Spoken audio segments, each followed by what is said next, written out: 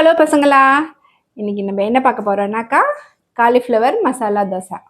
அது எப்படி செய்யறதுன்னு பார்ப்போம். அதுக்கு முன்னாடி அதுக்கு என்னென்ன தேவை அப்படிங்கிறதையும் ஃபர்ஸ்ட் பார்த்துடலாம்.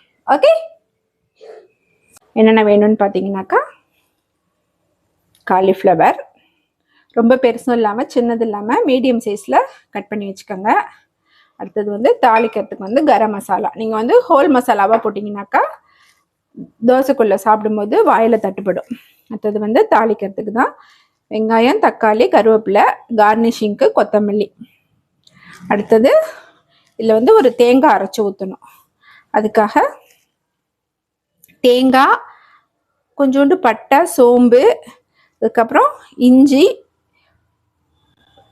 பூண்டு, அப்புறம் என்ன வேணும்னு கேட்டிங்கனாக்கா திக்னஸ்க்காக அந்த மசாலா ரொம்ப தண்ணியாக இருந்தாக்கா ஓடும் இல்லையா, அதனால திக்னஸ்க்காக பொட்டுக்கடலை கொஞ்சம் நிறையா போட்டுக்கணும்.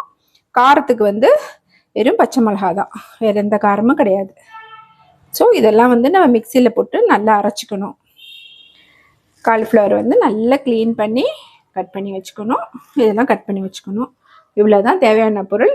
இது இல்லாமல் தோசை ஊற்றுறதுக்கு மாவு வேணும். அவ்வளோதான். அடுப்பத்தை வச்சு எண்ணெய் சட்டி வச்சாச்சு. இது எண்ணெய் ஊற்றிக்கோங்க.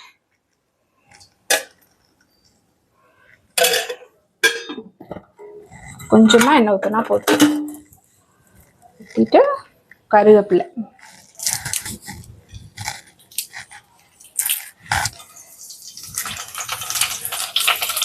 கருவேப்பிலை போட்டுட்டு கொஞ்சமாக கரம் மசாலா. இதுதான் தாளிப்புக்கு. அவ்வளோதான், ஒரு ஸ்பூன் போதும். வெங்காயம்,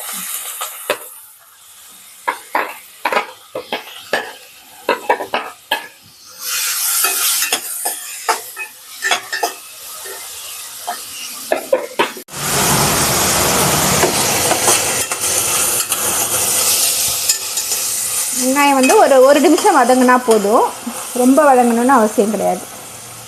தக்காளி போட்டுருங்க.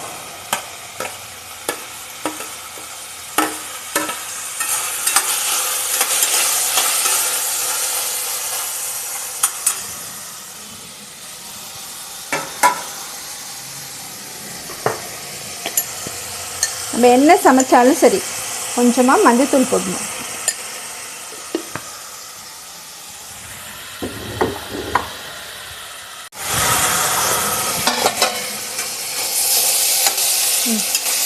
தக்காளியும் லைட்டாக வதங்கிடுச்சு. இப்போ நம்ம காலிஃப்ளவரை போட்டுருவோம்.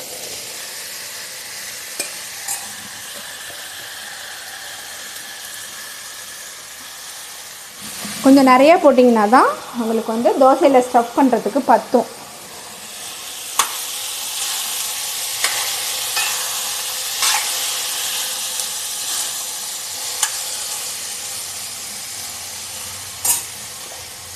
இதுக்கு தேவையான அளவு உப்பு போட்டுக்கணும்.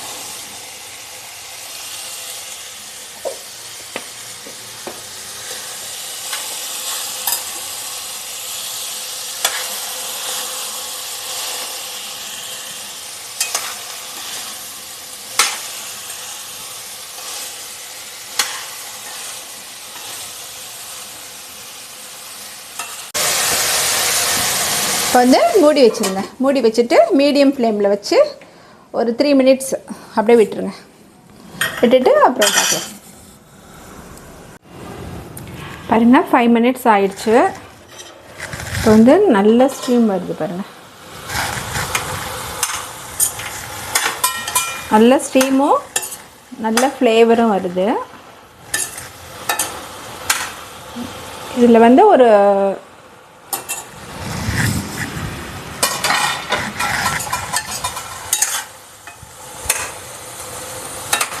நம்ம எவ்வளோ வெந்திருக்குன்னு பார்ப்போம். இந்த 5 மினிட்ஸ்லேயே காலிஃப்ளவர் 75% வெந்துருச்சு. இந்த ஸ்டேஜில் நம்ம தேங்காய் அரைச்சி வச்சோம்ல, இதில் ஊற்றிடும்.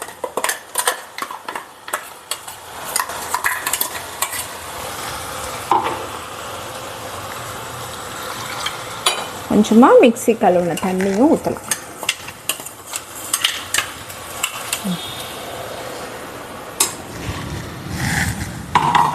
காலிஃப்ளவர் வந்து ஆல்ரெடி ஒரு 75% வெந்துருச்சு.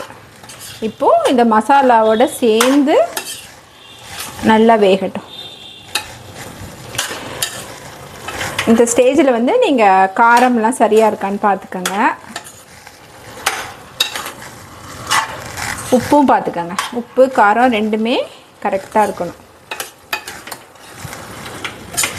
நம்ம வந்து இதில் இன்னும் கொஞ்சம் கூட தண்ணி ஊற்றலாம். தண்ணி ஊற்றிட்டு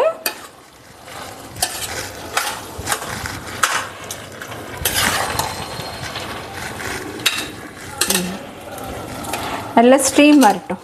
ஸ்ட்ரீம் வந்ததும் ஒரு மூடி வச்சுட்டு ஃபுல் சிம்மில் வச்சுருங்க. பாருங்க கொதிக்க ஆரம்பிச்சிருச்சா? இப்போ மூடிட்டு ஃபுல் சிம்மில் 5 மினிட்ஸ் தான் ஸ்லோ குக்கிங். அது அப்படியே ஸ்லோவாக குக் ஆகட்டும். காலிஃப்ளவர் வெந்துருச்சான்னு சொல்லிட்டு பார்த்துட்டு நம்ம ஆஃப் பண்ணிட வேண்டியது தான். பாருங்கள் வெந்துருச்சான்னு பார்ப்போம். இப்போது இந்த மாதிரி திக்காக இருக்கணும். அப்போ தான் நம்ம வந்து தோசையில் ஸ்டஃப் பண்ணும்போது உங்களுக்கு வந்து கரெக்டாக இருக்கும். கொஞ்சம் ஹையில் வச்சுக்குவோம். இன்னும் கொஞ்சம் கூட திக்காகட்டும். வெந்துருச்சான்னு செக் பண்ணுவோம்.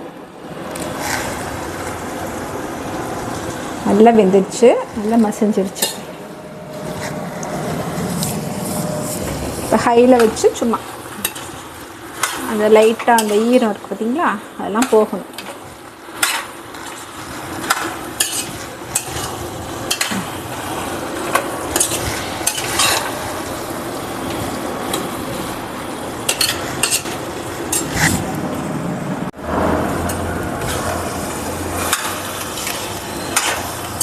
பாருங்கள் அந்த ஈரமெல்லாம் போயிடுச்சு பாருங்கள். அந்த பொட்டுக்கடலை போட்டதால் தான் உங்களுக்கு வந்து இந்த திக்னஸ் இருக்குது. இல்லைனாக்கா காலிஃப்ளவர் வந்து ஒரு சதப்போடவே இருக்கும். அதுக்காக தான் நம்ம நிறைய பொட்டுக்கடலை சேர்க்கறது. ஓகேவா? இப்போ பாருங்கள் ஒரு திக்னஸ் வந்து தண்ணி கிண்ணி எதுவுமே நிற்கல பாருங்கள். அந்த எண்ணெய் சட்டியில் இப்படி பார்த்தீங்கன்னா தெரியுதா? இந்த அளவுக்கு ட்ரையாக இருக்கணும்.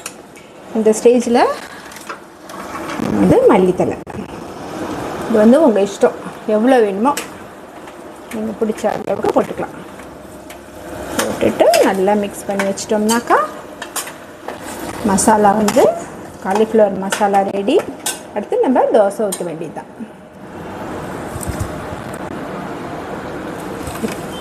அடுப்பை வந்து ஆஃப் பண்ணிடலாம். இந்த மசாலா தோசைக்கு வந்து சட்னி தேவைப்படாது. இருந்தாலும் ஒரு சிலர் சட்னி வேணும்னு கேட்பாங்க. அதுக்காக குயிக்காக தேங்காய் சட்னி எப்படி அரைக்கிறதுன்னு பார்த்துருங்க. தேங்காய் பொட்டுக்கடலை இந்த ரேஷியோ வந்து உங்களுக்கு எது ரொம்ப பிடிக்குமோ. தேங்காய் ரொம்ப பிடிக்கும்னா தேங்காய் வச்சுக்கோங்க. நான் வந்து கிட்டத்தட்ட ரெண்டுமே ஈக்குவலாக வச்சுருக்கேன். பொட்டுக்கடலை வந்து கொஞ்சம் கம்மியாக வச்சுருக்கேன், அவ்வளோதான். அடுத்தது வந்து ஒரே ஒரு பச்சை மிளகா, ஏன்னா மசாலா தோசையில் வேறு காரம் இருக்குது, அதனால் ஒரு பச்சை மிளகா மட்டும் வச்சுருக்கேன். இஞ்சி, கொத்தமல்லி, உப்பு, இப்போ எல்லாத்தையும் சேர்த்து அரைச்சிட்டு தாளித்தோம்னாக்கா சட்னி ரெடி ஆகிடும். இப்போ வந்து சட்னியை தாளிச்சிடுவோம்.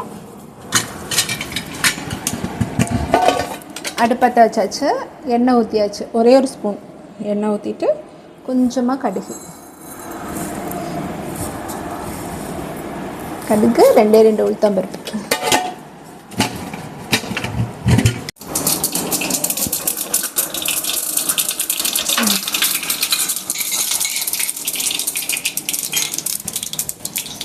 கடுகு உளுத்தம்பருப்பு வந்து பொரிஞ்சிருச்சு. கொஞ்சமாக பெருங்காயம் போட்டுக்கோங்க.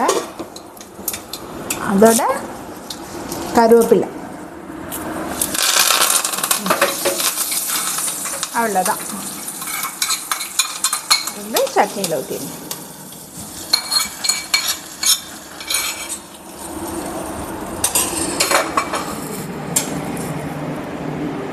அவ்வளோதான், சட்னி வந்து தாளிச்சாச்சு. தேங்காய் சட்னியில் வந்து நான் கொத்தமல்லி இருந்ததுன்னு போட்டேன், அதனால் இப்படி க்ரீன் கலராக இருக்குது, இல்லைனா ஒயிட் கலராக தான் இருக்கும். ஓகேவா? நம்ம வந்து இப்போ தோசை சுட ஆரம்பிக்கலாம். ஸோ ஒரே ஒரு ட்ராப் போட்டுட்டு இந்த வெங்காயத்தை இந்த மாதிரி கட் பண்ணி தேய்ச்சிக்கங்க. இல்லை நீங்கள் உங்களுக்கு எது பிடிக்குமோ தேய்ச்சிக்கிறதுக்கு என்ன வச்சுருக்கீங்களோ அதை யூஸ் பண்ணிக்கோங்க.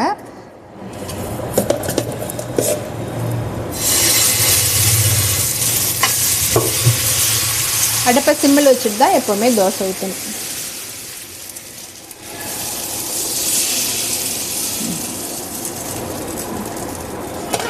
தோசை ஊற்றுனதும் ஹையில் வச்சுருங்க. ஹையில் வச்சுட்டு கொஞ்சமாக எண்ணெய் ஊற்றிக்கோங்க.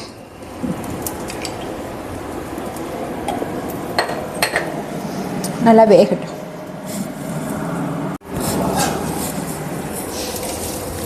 தோசை வந்து ஒரு சைடு வெந்தால் போதும். நல்லா இந்த மாதிரி தேய்ச்சி விட்டுக்கோங்க.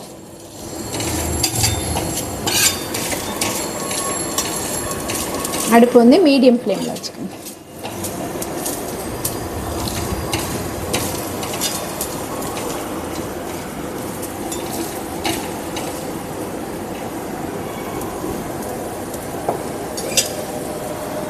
வந்து மேலே இருக்கிற மாவும் நல்லா வெந்துருச்சு. இந்த ஸ்டேஜில் மசாலா இருக்குல்ல, காலிஃப்ளவர் மசாலா, அதை வந்து சும்மா அப்படி ஒரு ஆஃபுக்கு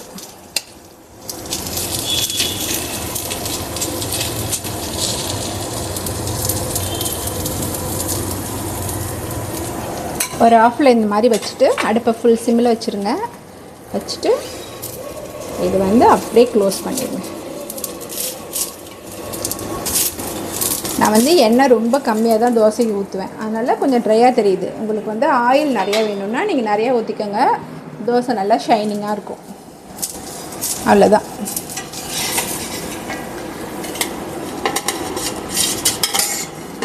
உங்களுக்கு வந்து மசாலா தோசையாக வேண்டாம் அப்படின்னு நினச்சிங்கன்னா ஒன்றும் பிரச்சனை இல்லை. இந்த கிரேவி இருக்குது பார்த்தீங்களா, இது வந்து கொஞ்சம் தண்ணி கொஞ்சம் எக்ஸ்ட்ரா ஊற்றி வச்சுட்டிங்கன்னு வச்சுக்கோங்க. உங்களுக்கு வந்து காலிஃப்ளவர் குருமா வந்து தோசைக்கு தொட்டுக்க ரெடி ஆகிடும்.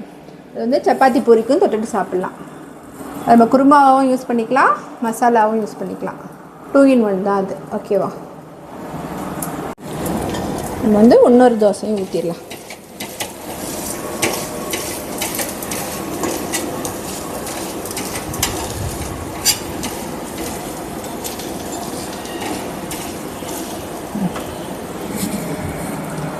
பாருங்கள், மேலே வந்து இப்படி ஒயிட்டாக இருக்கு பார்த்தீங்களா, இங்கெல்லாம் இதெல்லாம் வந்து ஃபுல்லாக வேகணும். தோசை சவக்க அந்த மாவு ஒயிட்டாக இருக்கிறதும் நல்லா வெந்துடும். மீடியம் ஃப்ளேமில் தான் வச்சுருக்கேன்.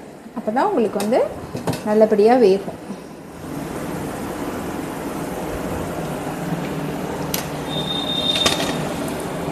இப்போ வந்து இந்த தோசைக்கு மசாலா வைக்கலாம். இது நம்ம வேறு மாதிரி மடிக்கலாம். சென்டரில் மசாலா வச்சுட்டு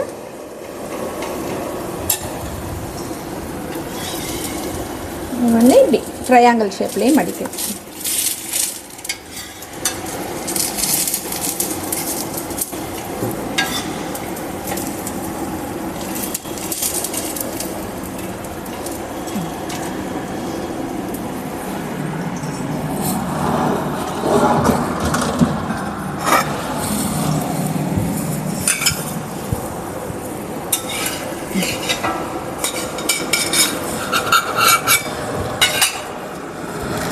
பாருங்கள், ட்ரையாங்கிள் ஷேப்பில் மசாலா தோசையும் ரெடி ஆகிடுச்சு.